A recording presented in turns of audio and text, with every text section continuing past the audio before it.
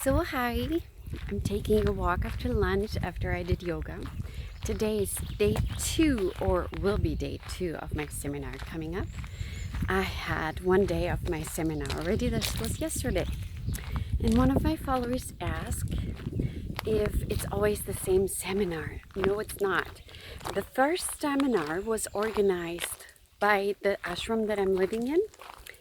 And since then, we're a group of 3 women have had follow-up seminars that we are ourselves organizing. So we're only living at the ashram and we're doing as guests and we're doing the yoga and the satsang and everything there. But we organized the seminar ourselves, so to advance further. And we always have a topic. So the question was, is it always the same? No, it has always different topics that we're working on. And the woman who's giving the seminar, of course, asked us beforehand, is there something that we would like to work on? So this seminar theme is to let go and freedom. And it is defined by what do you feel like is freedom. And in your life, not dependent, the seminar is not focused on freedom in God, but freedom in your life. Maybe you have something in your life that you feel like something is not giving you freedom.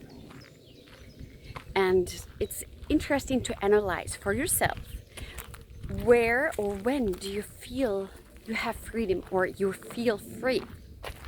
It's interesting to analyze and to see and to ask why. So since we're more advanced now, we have more freedom also with the horses.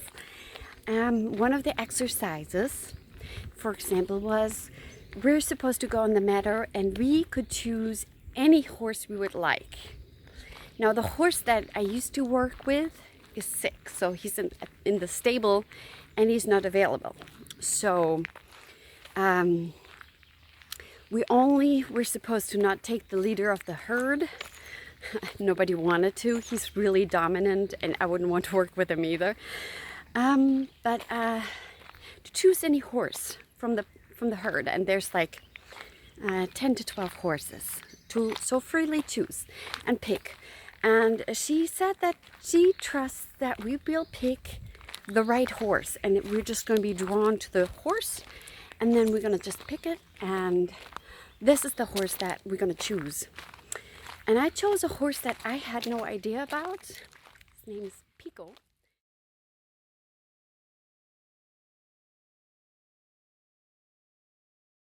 I had no idea about his character.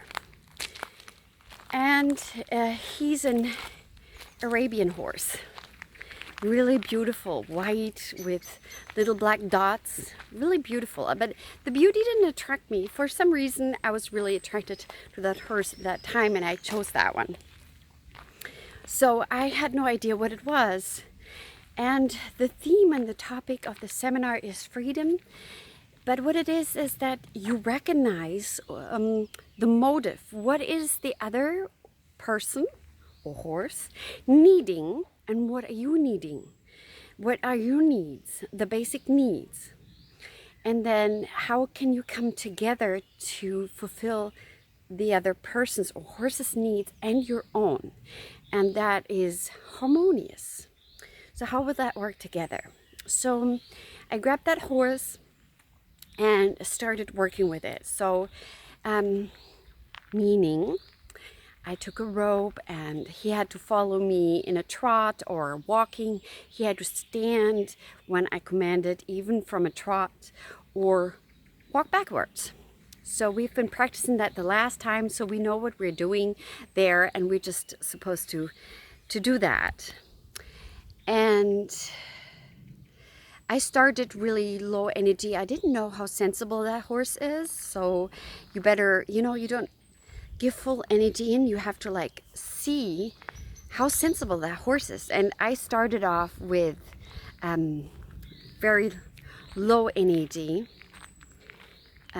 because I didn't know how he would react, and figured out very quickly that that horse was challenging my commands and my leadership. So what was important to him was status. He always wanted to test the status. Okay, he wanted to have it clear. What's my status and what's your status? That was important to him.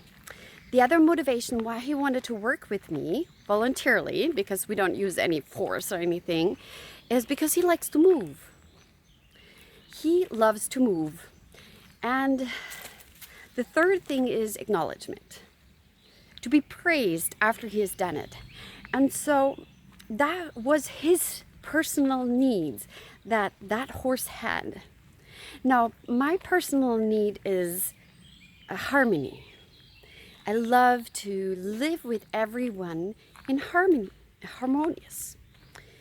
And how we got to the point where the horse is fulfilled and I'm fulfilled is, and we can work harmonious together, is that I raised my energy and I showed him his status and my status, and to move and to praise him. And that worked out really well when I just took charge and got my energy really strong, made sure that he knows where he stands, and then it worked harmonious. So that made me happy, because then we were a team and we flowed harmonious. So another girl, for example, she had a very, very sensitive horse. So she was a little bit too loud, and that horse is very sensible, and the only thing that horse craves, it's really muddy, is to be in harmony. He just wants to have harmony. And what she wanted is to have peace. So those two were really working together fine once she drew back her energy, and then everything was harmonious and peaceful, and both of them were happy and working together. So those are just two examples, and it's applicable to human people then, you know. We're going to do more exercises like these.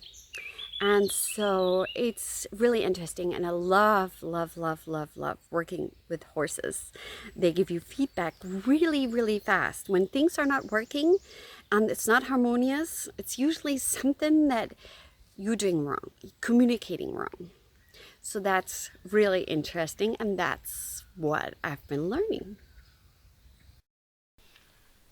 So I didn't take a lot of video footage during my seminar. It was just no time. Here you can just see a little bit the meadow. And then the leader of the pack, the herd, his name is Don, came. And he was thinking about taking away my camera, trying to snatch it from me. So I had to intervene.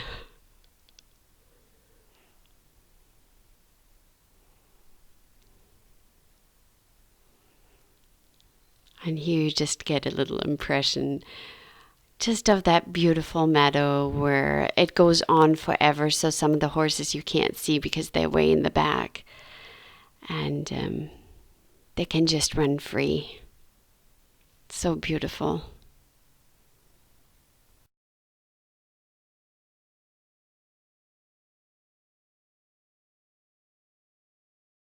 And another question of one of my followers was, what are the restrictions living in the ashram? So I'm an individual guest at the ashram, booked in as just an individual guest. So basically I can do whatever I want to, except you're expected to once a day participate in meditation and satsang, and do one yoga class, because for everyone it keeps up the energy. And I would do that anyway, but that's one of the difference in a hotel, or from a hotel. And other differences are You have to clean your own room when you leave. You have to make your own bed. They lock the doors at 10:30 at night, so you can leave, but you won't be able to get back in until I think 6:30 in the morning. Just because of safety reasons too, they just lock the door. We are like in the middle of the forest and there's nothing. It's just forest. So that's one of the things. And of course, respect, you know, keep the rules. For example, you don't shower after 10:30 at night. We have a shared showers and bathrooms. Or you don't shower before 5:30 in the morning, not to wake up everybody. So, you know, there's just a few rules.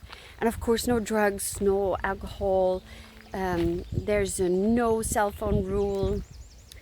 I found out even this is new. They don't want me to take videos or photos in the ashram or on the ashram grounds. So I'm not gonna take any more videos or pictures of the ashram grounds.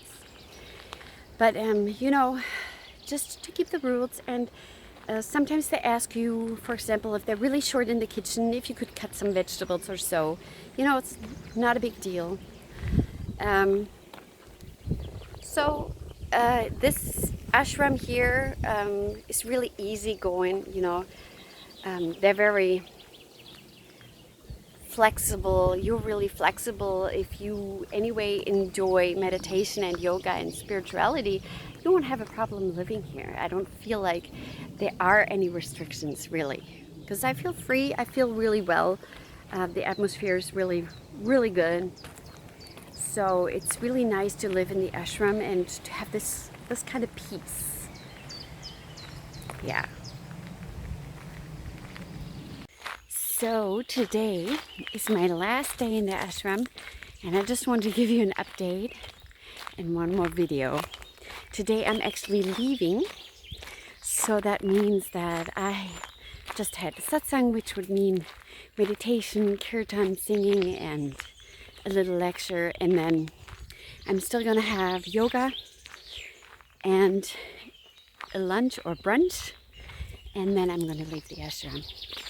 So just to recap to my course that I took with horses, it was very interesting. I had a very harmonious day, one of the days, with the horse that I absolutely love, and we're like in harmony. Its name is Rana. It's an Iceland horse. And then I had a very challenging day with a little pony that really wants to always have a check on the status, and he's always challenging you. So in the mean, he has a little bit his own way. So he doesn't want to run when he wants to run, but not when you want him to run. So he's not only always checking the status, but he's also a little mischievous. So if I stand there, for example, holding him, and I just am doing something else other than paying attention to him, he's like biting my shoelaces or trying to bite in my bag. And, you know, or just trying to run off if you don't keep him in check. So that was a very interesting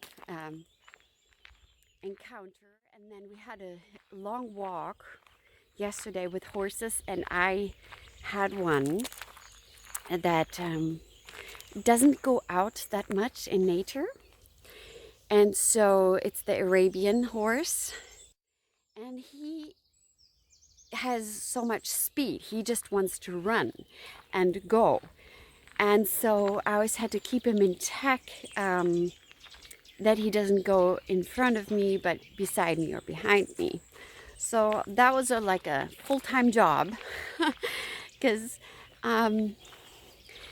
he always wants to also check the status. So he wants to go the best way. So if there's a mud puddle, he would like to walk on the dry. Well, I do too. So we always had an argument of who's going to walk in the dry spot and who has to go walk through the mud. that was a very, very interesting day yesterday, and I wasn't sure always that I can handle it, that, you know, I'd be strong enough to handle it. But my seminar teacher, she actually knew that I could. She actually walked on the way back and she had no worries at all, even though sometimes I had worries. One time he stepped on my foot and made me trip. And I made him trip. And so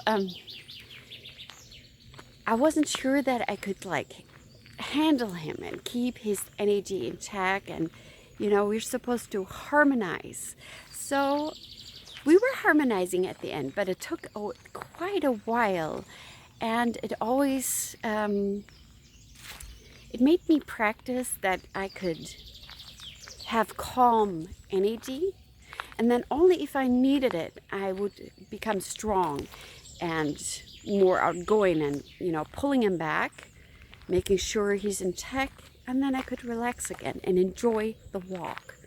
So that was super, super good exercise with feedback right away, and I enjoyed that so, so, so much. So this time, this course was really about practicing. To me, it was about practicing with different kind of energies and different kind of needs, and always to stay calm and relaxed and still enjoying things, even though if they are challenging, you can still find the enjoyment and the harmony in it. So that was really important to me, and that's what I really learned and practiced in this time in this seminar.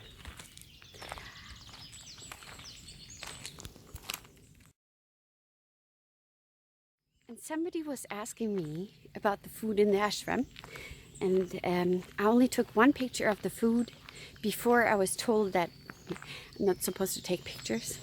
So I only have one, so I have a sample picture of what I ate, what my brunch looked like. This is what I fixed on my plate myself, because it's a buffet.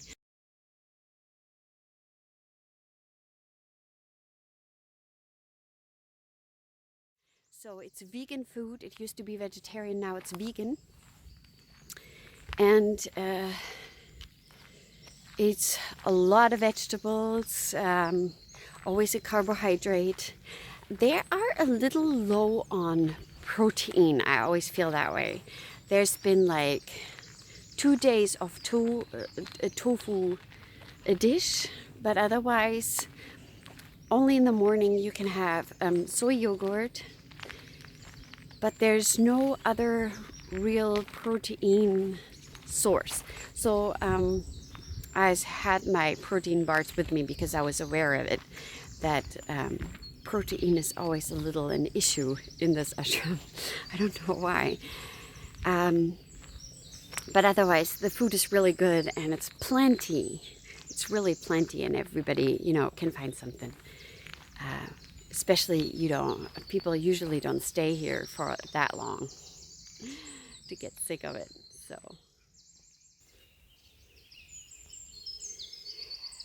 So as I say, today is my last day. And I enjoyed this time so, so, so much. It gave me so much energy that I can go back into my everyday life. And I always have to remember that this life that I'm living here for this week is not the life that one can have or live every single day. Even the Ashramites, they can't live however they want to and just walk, take a walk and just do yoga and, not work or do anything else.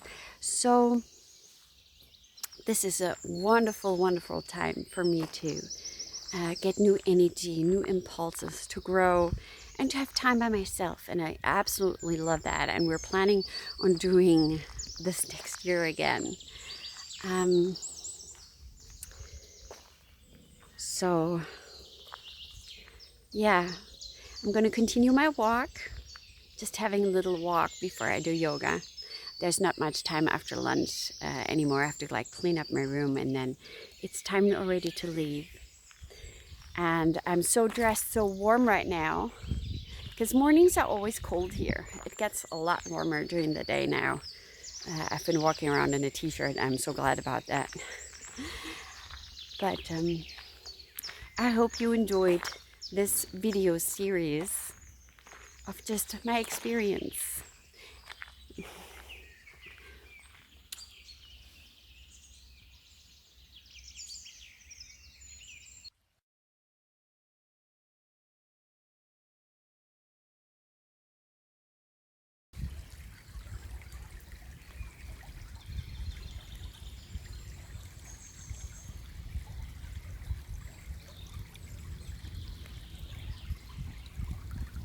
So I hope you enjoyed this video series, and if you'd like to know more about the ashram life and how it looked there and everything, I took 2 trips before this one, and I also had vlogs on it, and it's in the playlist of experiences, Westerwald Ashram 1 and 2.